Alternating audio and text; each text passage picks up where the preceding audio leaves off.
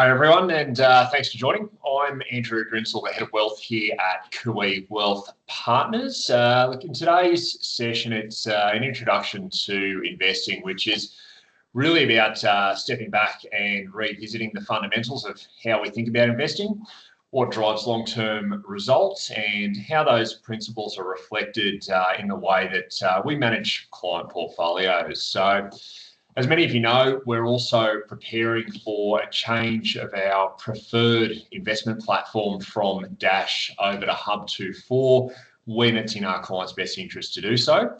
So this session isn't so much about the mechanics of that move. It's more about reinforcing why we invest the way that we do and how that transition will strengthen those foundations. So, look, whether or not you've been investing with us for a few years or you're new to Kui, really the objective here is just to give you a clear understanding of the framework that we use to build portfolios. I've enabled Q&A, so feel free to go ahead and ask any questions and we'll address those at the end.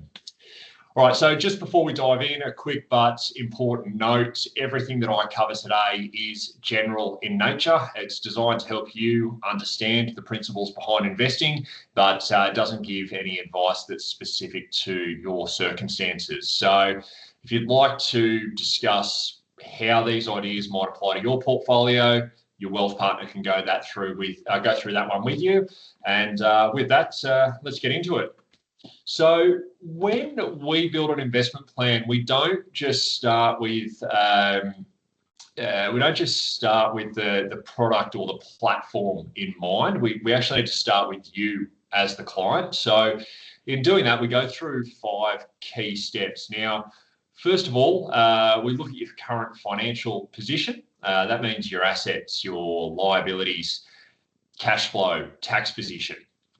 Second thing we then need to look at is, okay, well, let's clarify your goals. What is it that you're really trying to achieve and over what time frame? From there, we then sort of define what your investment objectives are. So that's how much money do we actually need to be able to reach those goals. For us, we do see education as critical. We want to make sure that you understand how investing works, what to expect, and how it fits in within your overall financial plan. And then finally, what we do is we move towards developing a strategic plan that's tailored, documented, and designed to adjust over time. It's inevitable that clients' financial positions will change. If we get things like pay rises, kids come along, expenses change, private school fees start and stop. We need to adjust the plan as these things evolve over time. But ultimately, this is the framework that underpins our recommendations. And when we're starting to look towards that move to Hub24 away from Dash, it's really simply about giving us the right tools and you the right tools to be able to execute that plan in a more efficient, effective, and transparent manner. All right. Now, one of the key things that we have to have a look at with investing is risk. And risk is one of those words that can mean very different things depending on who you ask. Now, when we talk about risk in investing, we look at 3 dimensions. So first of all, we've got the risk required. Now, simply, that is how much risk do you need to take to achieve your goals. If you're aiming for some ambitious long-term growth, you'll need exposure to more growth assets. We've then got risk capacity on the left-hand side there, and that's how much risk can you afford to take financially. So, for example, we could have someone who's retiring next year, and that person would have a lot less capacity to ride out market volatility than, say, someone who might not be retiring for 20 years. Then finally, we've got risk tolerance. So that's your emotional comfort with volatility. And that's where your behavior sort of plays a big role. So what we need to do as financial advisors or wealth partners is sort of find the right alignment across all 3 of those elements. And that's the difference between a portfolio that sort of might look good on paper versus one that you're actually going to stick with when inevitably market corrections happen. The best thing we can do is make sure that you're invested in something that you're going to stick with through the inevitable ups and downs. Now, when we start looking ahead towards utilising the likes of Hub24 and then also Evidentia as our appointed investment consultant, it's going to better allow us to match your risk profile with the right investment portfolio across different time horizons in a more controlled and efficient way. So when we talk about investments across different time horizons, for example, we could be looking at somebody who is on at the start of retirement, and we know that we've got money that we need to be able to access to fund, say, the next 3 years worth of income requirements. We can't afford to take a lot of risk with that because we don't have the time for that to recover. We then might go and have a part of the portfolio that's designed for medium-term needs, where we know that we don't need to touch that for 4 years, and really that's going to keep us funding your income requirements in years 4, 5, 6, and 7. We can take a little bit more risk, but not a lot. And then we have the long-term part of the portfolio as well, which we can take even a little bit higher growth bias with, because we've got that extra time where we probably won't need to touch any of that money for at least 8 years. So the inevitable ups and downs in the markets, that's okay because we've got time to ride that out. So that's something we're going to talk more about when we get to the Investing in Retirement webinar that's scheduled for Thursday, the 16th of October. If you haven't registered for that one already, please do so. If you are on the verge of retirement, already retired, really it's suitable for anyone who's within 7 years of their planned retirement date. All right. Let's now move on to just at a higher level, different ways in which you can invest your money. Now, for a lot of you, you're going to be familiar with some of this already, but it does lay the foundation for some of the concepts that we're going to talk about as we move through the next couple of slides. So broadly speaking, we've got 6 main asset classes that you'll see in most portfolios, and each of these asset classes serves its own purpose, right? Or it has a purpose behind it. All right, so first of all, we've got cash. That's just basically anything in savings, term deposit. It's low risk, low return. It's mainly kept for liquidity. The challenge with it is that the value just might not keep up with rising costs of living. We then move up to the next level of risk and return, which is fixed income, which is different. It's lending effectively to governments or companies through bonds and private credit. So this provides higher level of income, tends to hold up fairly well when share markets fall. However, unlike cash, where these investments are traded within the market, it means the value can move up and down as things like interest rates change, whether that's current interest rates or the expectation of where interest rates will be at in the future, or even just perceived risks within the economy and global markets. So you can see the value of these investments. So they could fall if there was the belief that you thought maybe the lender might have some difficulty making their repayments. All right. Conversely, you can also have fixed income that can rise in value as well, because you might buy something where it might have a BBB credit rating and it gets upgraded to an A, AA, AAA, these sort of things. So, you know, the prospect of repayment can actually improve. It can become safer and therefore increase in its worth. We then move on to infrastructure and property. This sort of really sits right in the middle of the risk-return spectrum. Now, these assets can generate some fairly consistent income along with a bit of capital growth, and they often move in quite a different cycle to the share markets. We've then obviously got shares. We've got Australian and international shares. Within international shares, we've got developed and emerging markets. These are really the growth engine of a portfolio. This is where we get our higher long-term returns, but we're going to get a lot more short-term movement in the value of those investments. And then last but not least, we've got alternatives. That's things like commodities or hedge funds. These add diversification, really just because they behave differently to the other investments we might have in the portfolio. For example, gold has been a key holding of our portfolios for quite some time now. Gold price is up over 52% for the last 12 months. So it's done very well. However, it's not a rate of return that you would expect it to consistently produce moving forward. What we then need to do for clients is find the right blend of these, and that's really what drives long-term growth. All right. Now, this chart here tells a bit of a story of investing over more than 30 years. Now, for some people, you might sit back and go, oh, geez, that's a long time. Realistically, most people's investment timeframes are a lot longer than that. We start receiving superannuation guarantee contributions from your first job. That might be at age 18. Retirement, sure, that could be at 65 years of age, roughly. We tend to see clients retire anywhere between 60 and 67 for most clients. But then even if somebody's retiring at 65, with life expectancy these days, statistically speaking, within a couple, you're going to have one member of that couple living beyond 90. So that's an additional 25 years in retirement of investing. So when we have a look at this chart here, you'll recognise that there's some fairly major global events like the tech bubble, GFC, COVID. All of these things did cause a temporary dip in markets. But if we have a look at the broader trend, despite these shocks, markets continue to move upward over time, just compounding those returns. So really, I think that the key takeaway for anyone here should be that we're going to get some short-term noise. It's going to be unavoidable. You're going to have dips in the value of your portfolio, but the long-term reward for staying invested is quite substantial. And we can sort of see that where we've got the black line down here of what sort of outcome you might expect had you just stayed in cash throughout that time. We then move into international shares, which, you know, for a while weren't really shooting the lights out, but the last sort of 10 years have been exceptional for international shares. We've got Australian fixed interest, so that's going back to the sort of the government bonds or loaning money to governments and corporates.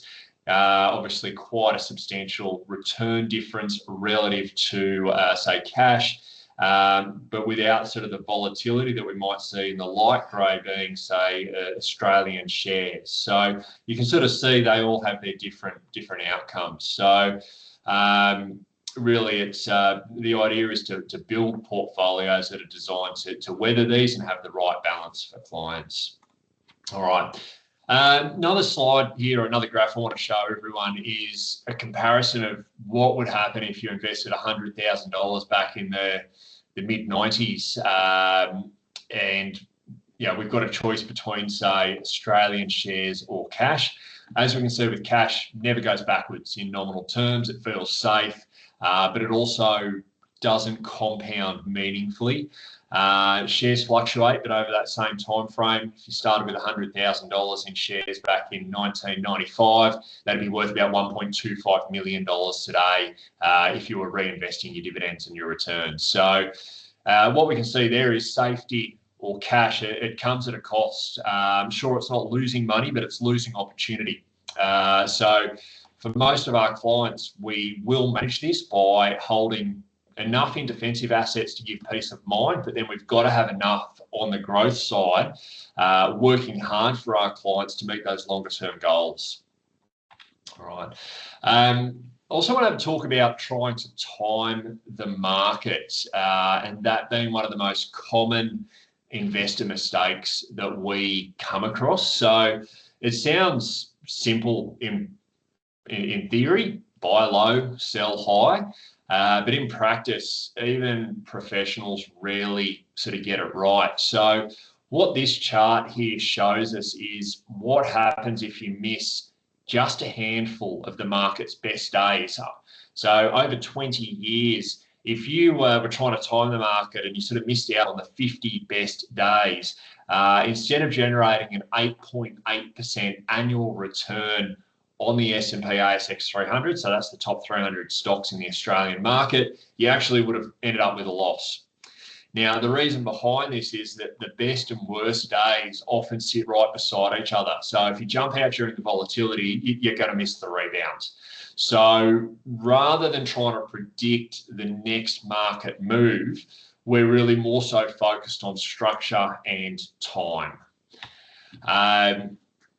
Let's have a look at consistency, or the magic of consistency. So here we've got an example where we start with an investor with $10,000 back in 1980. And what we've got in that say aqua sort of color there is if that person invested $500 a month every month from 1980 up to 2022, this data was collected, that would have grown to over $4 million during that time, despite all the ups and downs along the way. Now that sounds like a really long investment horizon, but think about, maybe not for you, but maybe for your kids when they start work. That's the kind of investment time frame they're going to have, and it sort of shows just the additional value that might be gained from just putting a little bit extra into super and contributing along the way. What we've got in that more solid blue color there is someone who contributed half as much, and they ended up with basically half the wealth. Then finally, we've got someone with no regular contributions at all. Still a decent return. I mean, anybody would be happy turning 10 grand into 750,000, but it's not quite the $4 million that you see from the regular investing. So really, that's the power of compounding. It rewards consistency. It's not about perfect timing. All right. Diversification. So you'll always hear us talking about diversification. It's often called the only free lunch in investing, and it's one of the most powerful tools that we have for the management of risk. So the issue, however, is a lot of investors do think they're diversified when maybe they're not. For example, we always have clients coming in and going, I've got a diversified share portfolio, and we look at it might just be the big four banks and that's it, or they might feel that that's spread out, but that's one sector within one country. Even owning just a mix of, say, banking, insurance, and finance companies is still relatively concentrated. It's still pretty much a single part of the market and within a single market. So for us, we sort of see true diversification as spreading your investments across different asset classes, across different sectors and regions, and then we use different investment managers within that. So you'll see in our portfolios, you'll have, we might have Macquarie for an active Australian equity portfolio. Then we might have Van Eck for a mid-cap equal weighted approach, and then we could have an active manager in fixed income. So we're changing the styles because different styles can work at different times as well. So what that does is when one part of the market or one style or a particular segment is under a bit of pressure, that could be banks or Australian shares. You've got other areas like global bonds, global equities, property or infrastructure that can help offset that weakness. All right, so this chart sort of just helps explain that. So in the middle, we've got broadly our asset class allocation. We then move out to diversifying across the sectors within the asset class. So, for example, if we look at Australian shares, we could go and say, okay, well, we've got Australian shares, but within that, we've got banking, we've got resources, we've got consumer discretionary, consumer staples, we've got industrials. It's spreading it that way. And then we step back a level and get the manager diversification on top of that as well. Now, that's important because when we look at the next slide, it shows the best, the worst, and the average returns for each major asset class over 30 years. Apologies for how difficult that table is to follow with it all being in green. I'll fix that next time. But the takeaway here is quite simple. Markets move sometimes sharply. No asset class wins all the time.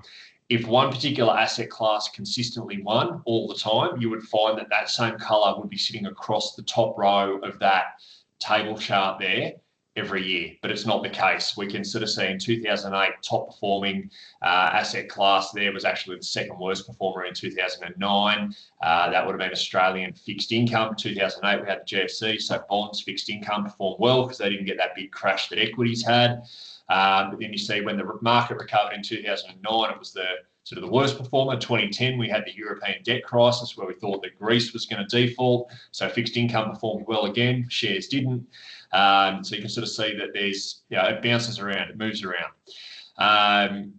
We've got years where shares can be up 40% one year, down 30% the next year.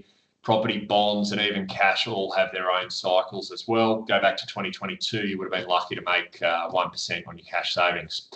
So it's also a reminder that past performance is not a reliable indicator of future performance. You would hear us saying that all the time. It's in every document we send out as a disclaimer. So, if past performance was a reliable indicator, as I said, you'd see that same asset class topping the list each year, but you don't. The leaders consistently rotate. All right, so that's why for us, we don't go chasing last year's winners or shift our strategies based on the headlines. Instead, we focus on holding a mix of assets that gives you exposure to wherever those returns might emerge next, and sort of staying consistent through those cycles. Now, I see a couple of questions coming through. I will address those at the end. Now, what we can see here, on average, property returned about 8% per annum, Australian shares 8.91, international shares at 7%, cash a bit lower at 4.77, international fixed income at 7.1, which is not bad actually, and Australian fixed income at 6.81. But, if we go and take the top performer out of those, Australian shares, fantastic year. Best year was 45% up. Worst year was 38.44% down. So to get that average, you've got to strap yourself in for that ride. It's going to have those ups and downs, but we've got to only get enough exposure to those asset classes that you're going to be willing to stick to it throughout those ups and downs, because the worst thing you can do is invest in an asset class where when those worst years eventuate, you decide to get out. Because you've got to stay in. And when we've seen the worst years on the likes of Australian shares, the next year it was the top performer. So it just sort of shows you've got to go with something you're going to stick with. Now, this chart, it's kind of similar to the previous chart, but it explains it in a different way. It's the range of returns, best, worst, average for each asset class from 1990. It is very confronting to see how wide those ranges are, but this is the reality of markets. Volatility isn't a sign that something's wrong. It's just the price that we pay for admission to getting those long-term returns. So our job's really to help you manage that experience. We can't eliminate the volatility from a particular asset class, but we can manage how much exposure you have to that asset class so that you do stay the course. All right. I spoke about time horizon earlier, and this is the reason why we're always talking about how long have you actually got to invest. So what we see here in any single year, and now that's the green bar, those returns swing from deeply negative to strongly positive. But then when you stretch that out to 3, 5, or 10 years, that range of returns tightens dramatically. So what it's showing us is that time smooths out volatility and it increases the predictability of returns. So in other words, the longer your investment time frame, the less your outcome depends on luck or timing, and the more it starts to depend on just having structure and discipline. So that's why with our portfolios, we do build them around the time in the market, not trying to time the market. So it's time in the market, not timing the market, just to repeat that. So I'll just talk about this briefly, but we can see with Aussie shares that big swing, even in this graph, showing a 56.7% 1 year gain, 1 year, 40% loss the next. If you invested over a 3-year time frame, you're likely to have come out with a return somewhere in the range of 27.5% to 8.2% per annum. If you can invest for 5 years, your worst case and best case scenarios narrow further. If you can invest for 10 years, we've even got a narrower band of the best and worst case outcomes. So it does, shift quite dramatically. All right. Strategic asset allocation. All right, so this is one of the most important concepts in investing, and it's one that's often overlooked. A lot of people will start with their portfolios and start picking the stocks and work their way up. We look at it the other way. We start from the top down, and that's because research shows that over 90% of the long-term returns generated from a portfolio come from its strategic asset allocation. So in other words, that is the mix between growth assets like shares and property and defensive assets like cash and bonds. It's not about picking the next hot stock or trying to time the market. okay, maybe those things can add a little bit of value here and there, but they don't drive long-term outcomes in any sort of meaningful way. What really matters is how much of your portfolio is exposed to growth versus defensive. That's what determines your return potential and your level of volatility. So when we advise clients, this asset allocation is based around your risk profile. So going back to the start, that's your risk capacity, your risk tolerance, and your risk preference. We look at your goals, your time horizon, and comfort levels. Okay. Where do we end up with all of that? So this table then shows us the typical asset mix across different risk profiles.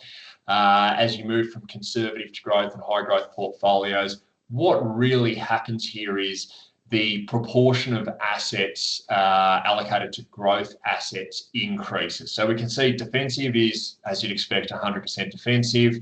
We get to conservative, it's 70% defensive, 30% growth, and so on and so forth, till we get to high growth. High growth is 99% growth, not 100% growth, because we still need to leave 1% in the cash account to be able to fund liquidity requirements in a portfolio.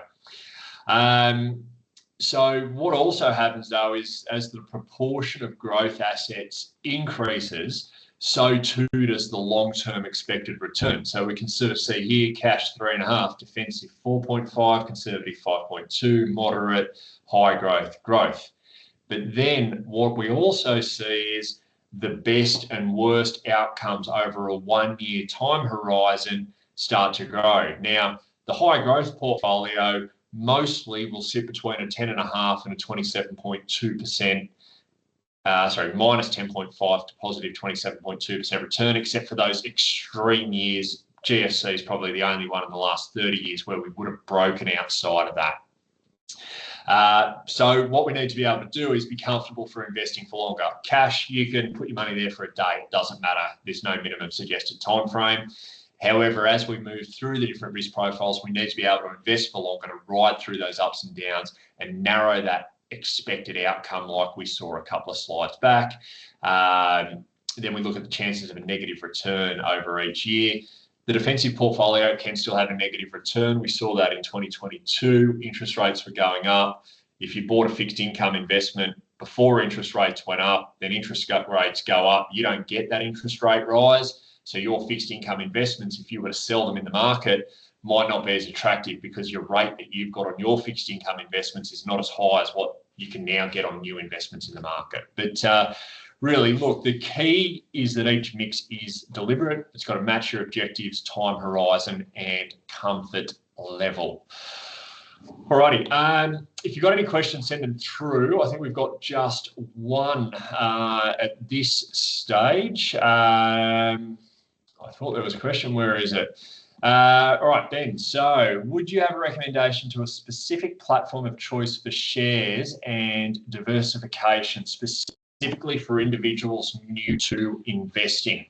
Ben, on that one, I'm going to get Nathan to reach out to you as your wealth partner, because we really just need to know what it really comes down to how much you're looking to invest, because that is going to determine what sort of platform is quite suitable. So, you know, if I've got clients just setting up an investment, they go and say, oh, I need to put, $5,000 into an investment for my kids, and they're going to touch it for 10 years. Well, we might just go to CommSec or E-Trade or NavTrade, one of those, log in, buy the shares and be done with it.